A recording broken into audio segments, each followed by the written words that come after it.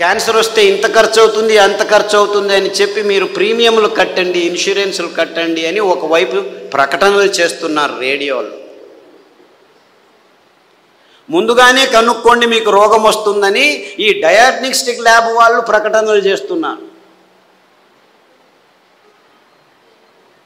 30 సంవత్సరాలు వచ్చాయా, body checkup రండి, ఒకరు చూపించుకుంటే ఇంకొకరికి ఫ్రీ అని చెప్పి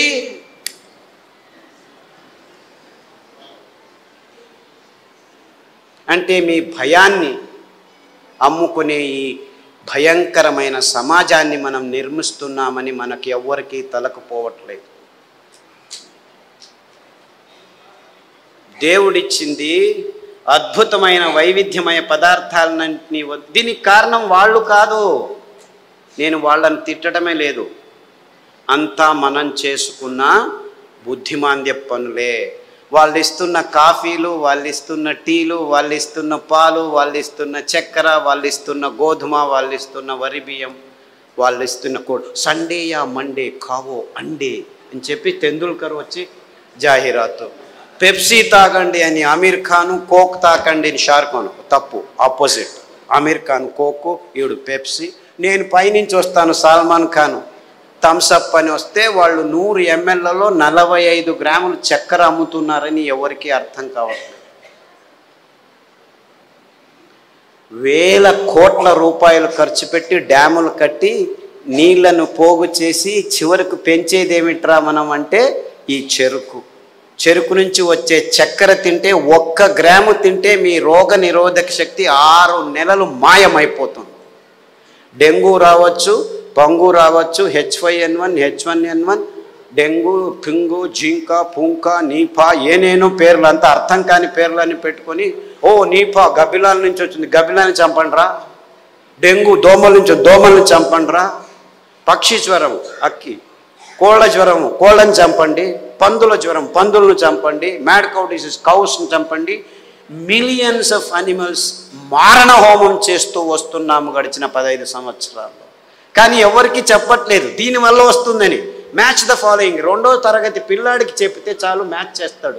కోళ్ళ జ్వరం కోళ్ళ నుంచి వస్తుంది, పందుల జ్వరం పందుల నుంచి వస్తుంది, మ్యాడ్ కౌ డిసీజ్ కౌస్ నుంచి. అయినా అదే మాంసము తినండి, ప్రోటీన్లు కావాలి మీకు. మాంసాహారంలో B12 ఉంది, B12 మీ శాకాహారులకు రానే రాదు అని ప్రపంచం మొత్తాన్ని మాంసాహారం వైపు నడిపిస్తున్నారు ఈ విజ్ఞానులు, ఈ డాక్టర్లు. ఆవలిస్తే చాలు మీకు B12 వస్తుంది. సూక్ష్మజీవులు మీ నోట్లో 100,000 రెట్లు ఎక్కువ ఉన్నాయి. మీ దేహంలో ఉన్న జీవకోశాల కంటే ఈ లాక్టోబాసిల్లస్ 70% ఉంది. ప్రతి ఒక్క బ్యాక్టీరియా, మీరు పిల్లాడికి పాలు తాపుతారు కదా, ఆ పాలు పెరుగుగా మారేదానికి పొట్టలో లాక్టోబాసిల్లస్ ఉంది. ఆ లోపల అవుతున్న పెరుగు నుంచే విటమిన్ B12 వస్తుంది. అంటే మీరు చిన్న పిల్లాడికి పాలు ఇచ్చినప్పుడే విటమిన్ B12 తయారయ్యేదానికి, తయారు చేసేదానికి జీవితాంతం ఆ లాక్టోబాసిల్లస్ని మీరు పెంచుతున్నారు. ఈ విషయాన్ని ఎవరు చెప్పట్లేదు. అందరూ B12 ఇంజెక్షన్లు తీసుకోండి, ట్యాబ్లెట్లు తీసుకోండి అని చెప్పడం మొదలుపెట్టారు డాక్టర్లు. ఇంత మోసం చేస్తున్నారు. అంటే మీరు నువ్వుల పాలు, కొబ్బరి పాలు తాగితే చాలు మీరు లోపలే B12 తయారవుతుంది, అక్కడ బ్యాక్టీరియా ఉంది. లేదు పెరుగు చేసుకోండి కొబ్బరి పాలతో, ఒక 2 చెంచాలు తినండి వారానికి, చాలు B12 వస్తుంది. ఎంత మోసం చేస్తుంది. ఇప్పుడు ఈ కొత్త స్కామ్ ఇది. B12 విటమిన్ D, అందరూ సాఫ్ట్వేర్ వాళ్ళందరూ లోపల 6 గంటలకు పోయి 12 గంటల వరకు కూర్చొని ఉన్నారు. వేల మంది లక్షల మంది. వాళ్లకు సూర్యుడు దొరకకుండా విటమిన్ D తక్కువ అవుతుంది, లోపల కొలెస్ట్రాల్ విటమిన్ Dగా మారుతుంది. అది జరగట్లేదు కాబట్టి విటమిన్ T ట్యాబ్లెట్ రెడీ చేసాం, తీసుకోండి అందరూ. ఏం చెప్తే ఊరా వెధవా వెళ్ళి 1 గంట సేపు ఎండలో ఉండరా అంటే చెప్తే చాలు కదా. లేదు ఇంకా సులభం, పుట్టగొడుగులు ఎర్గోస్టెరాల్ అని ఒక కాంపౌండ్ ఉంది, దానిని ఎండబెడితే 2 గంటలు అది విటమిన్ Dగా మారుతుంది. సో మీరు రావద్దండి, సాఫ్ట్వేర్లో అలా పని చేస్తూనే ఉండండి, పర్వాలేదు. వారానికి ఒకసారి ఎండబెట్టిన పుట్టగొడుగులను నానబెట్టుకొని 1-2 సార్లు తింటే మీకు విటమిన్ D వస్తుందని చెప్పొచ్చు కదా వీళ్ళు. ఎందుకంటే విటమిన్ ట్యాబ్లెట్స్ నుంచి ఏ జీవము సరిగ్గా పీల్చుకోలేదు. Supplements are no good at all. Vitamin tablets are useless. అయినా $1 బిలియన్ బిజినెస్ చేస్తున్నారు. ఏ జీవసత్తువైనా మీ దేహంలోకి రావాలంటే సరి అయిన ఆహారం నుంచే రావాలి.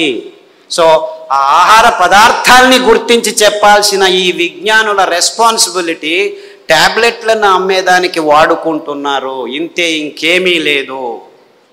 ఒకరోజు ఊదులు, ఒకరోజు అరికెలు, ఒకరోజు కొర్రలు, ఇంకొక రోజు అండు కొర్రలు తిని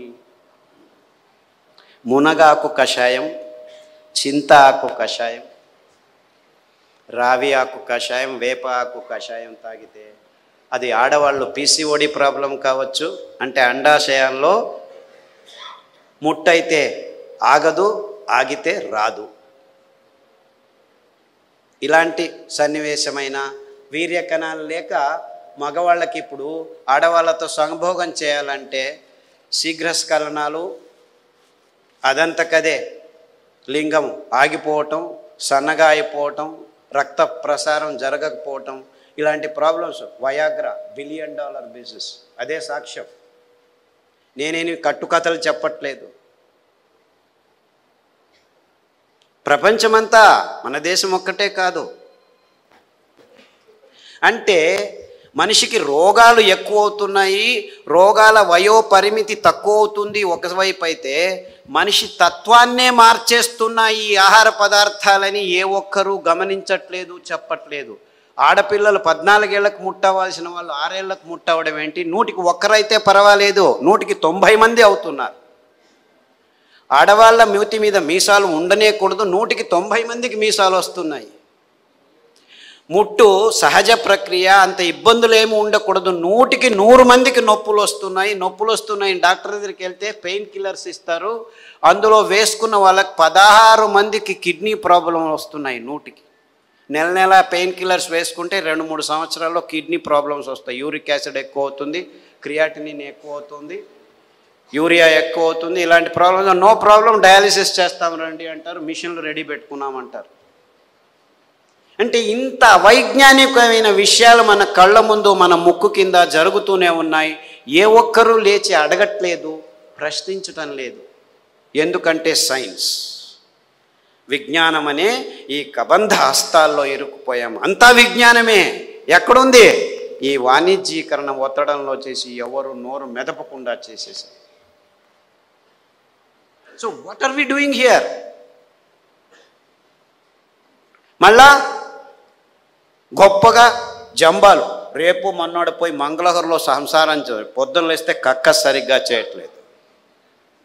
ప్రతి ఒక్కరూ కక్కస్ చేయాలంటే ట్యాబ్లెట్ తీసుకోవాలి, లేకపోతే వేడి నీళ్ళు తాగాలి, లేకపోతే ఇక్కడి నుంచి అక్కడికి తిరగాలి, బీడీ తాగాలి, సిగరెట్ తాగాలి, కాఫీ తాగాలి, లేదు ఒక peg వేయాడు.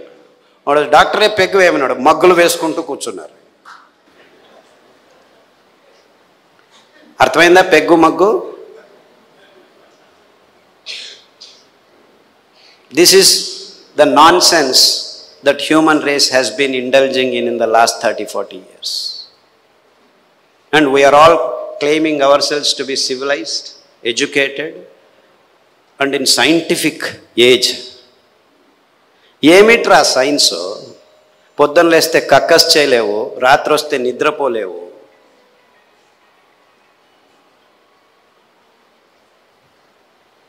Where is your science? మళ్ళా నిద్ర రావట్లేదు, మనిషి యోగా చేస్తాను అనుకుంటాను, యోగా అని కూడా.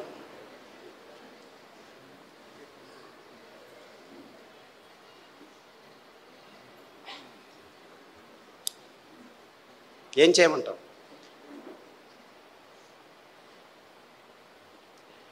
యోగా చేసి నిద్ర రావట్లేదు, ట్యాబ్లెట్ వేసుకున్నా నిద్ర రావట్లేదు. రాత్రి నిద్రపోవాలి, పగలు పని చేయాలి. మనం రాత్రిని పగలు చేసి కూర్చున్నాం, ఎలా నిద్ర వస్తుంది? లైట్లు వేసుకుంటున్నాము, రాత్రంతా లైట్లు. అస్సలకు ముందు నీవు చీకటి చేసుకుని రూములో పడుకుంటే అద్భుతమైన ట్రిగ్గర్స్ మీ మెదడులో జీవరసాయనిక రసాల్ని ఉత్పాదనం చేస్తాయి. నిజమైన నిద్ర వస్తుంది, గాఢ నిద్ర వస్తుంది. అతి అద్భుతమైన నిద్ర మీ దేహానికి తడితే మీలో రోగ నిరోధక శక్తి ఎక్కువ అవుతుంది. అంటే ఈ మధ్య ప్రపంచంలో మానవ జాతి సరి అయిన నిద్రపోవట్లేదు.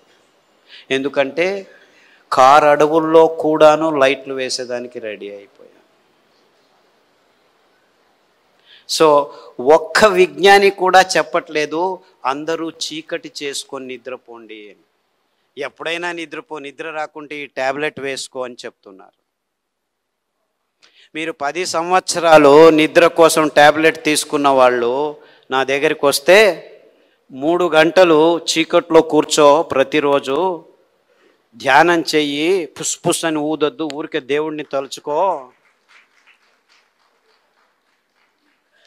ఆస్ట్రేలియా నుంచి ఒక అబ్బాయి వచ్చాడు, 28 ఏళ్ళు. ఎప్పుడు చూడు ట్యాబ్లెట్ ఇది అది అని చెప్పి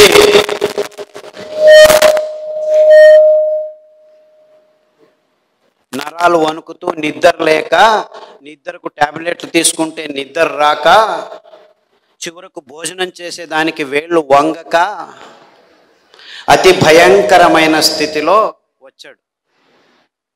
నిద్రపోయి 30 రోజులైంది. ఇలా కళ్ళు ఇలా అయిపోయాడు. వాళ్ళ అమ్మ నాన్న ఎంతో బాధపడుతూ ఇలా అయిపోయాడు, ఆస్ట్రేలియాకి తీసుకెళ్ళాము, అమెరికాకి తీసుకెళ్ళాము, అన్ని మందులు ఇచ్చాము, ఏమీ కావట్లేదు. అరికలో రాత్రి నానబెట్టి ఉదయం నానబెట్టి రాత్రి, ఉదయం వండిన గంజి రాత్రి వండిన గంజి ఉదయం తాగిపించండి.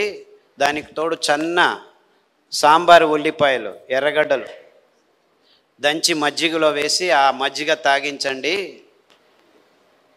చీకటి గది చేసేసి బాగా గంజి తాగిపించి వాడిని లోపలికి వేసేసి తలుపు వేసేసి ఇంకా వాడి వైపు చూడకద్దండి అంటే, అయ్యో ఎలా అని చేయండి, 3 గంటల తర్వాత వెళ్ళి చూడండి అని చెప్పాను. అక్కడ బెడ్ కూడా వేయకండి అని చెప్పాను. 3 గంటలు తట్టుకోలేక ఆ తల్లి 1:30 గంటకే మెల్లిగా తలుపు తీసుకుంటే వాడు బార్లా పడుకొని నిద్రపోయాడు. 3 రోజులు లేవలేదు వాడు. ఫోన్ చేసి లేవటమే లేదు, లేపి గంజి ఇవ్వడం, ఏమీ చేయొద్దండి నిద్రపోనివాడు, 3 రోజులు కాదు 6 రోజులు నిద్రపోయినా ఏమి ఇబ్బంది లేదు అని చెప్తే 3 రోజుల తర్వాత లేచి కంప్లీట్లీ ఆల్ రైట్, మళ్ళా ల్యాప్టాప్ తీసుకుంటాను అంటాడు. వేదవా, ఆ ల్యాప్టాప్ నుంచే నీకు ఈ రోగం వచ్చిందిరా.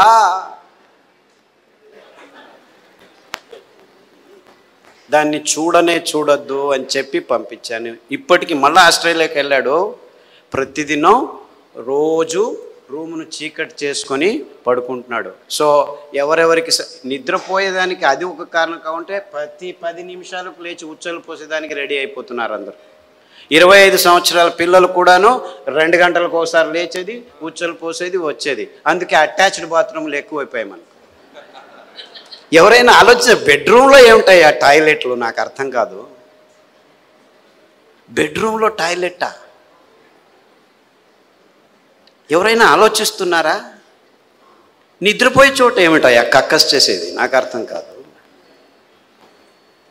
The whole world has not asked this question till today. Attached bathroom ఇల్లు కట్టారా? ఎన్ని అటాచ్డ్ బాత్రూమ్? ప్రతి రూముకు బాత్రూమ్ కట్టారు. అంత కర్మ. అంటే ఒక్కరికి సరిగ్గా ఉచ్చలు పట్టుకునేదానికి శక్తి లేదనమాట. ఉచ్చలు వెంటనే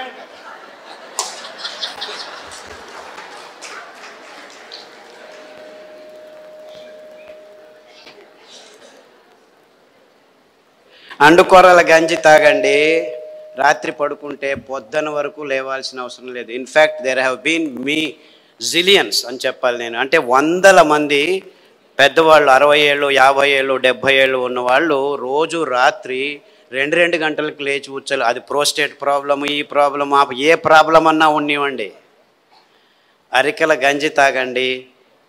ఈ ఉల్లిపాయల కషాయం, అంటే యాక్చువల్లీ గ్రీన్ ఆనియన్స్ అంటారు. అంటే ఆనియన్ వేస్తే పచ్చగా వస్తాయి. ఆ ఆనియన్, గ్రీన్ ఆనియన్ షాలెట్స్ అంటారు. దానికి కషాయం తాగండి, రావి ఆకు కషాయం తాగండి, గరిక ఆకు కషాయం తాగండి, కొబ్బరి నూనె, వేరుశనగ నూనె వారం మార్చి తాగితే 6 రోజుల్లో మీరు పూర్తి శాంతంగా సమాధానంగా 10 గంటలకు పడుకుంటే 5 గంటల వరకు లేవాల్సిన అవసరం లేదు. ఎవరైనా సరే, చిన్నపిల్లాడైనా సరే, పెద్దవాళ్ళైనా సరే. అంటే సరిగ్గా నిద్రపోవటం కూడా మానవ జాతికి. 16 మంది ట్యాబ్లెట్ తీసుకుంటున్నారు, కానీ మిగిలిన వాళ్ళంతా ఈ సర్కస్లో ఏదో ఒకటి చేస్తున్నారు. చిన్నపిల్లల వరకు ఈ రోగాలు వచ్చేసాయి. అంటే మనం గట్టిగా సాయంకాలం 1 గంట నడిచిన తర్వాత ఈ పనులు చేస్తే 6 వారాల్లో అందరూ సరిగ్గా నిద్రపోతారు, ఏమీ ఇబ్బంది లేకుండా.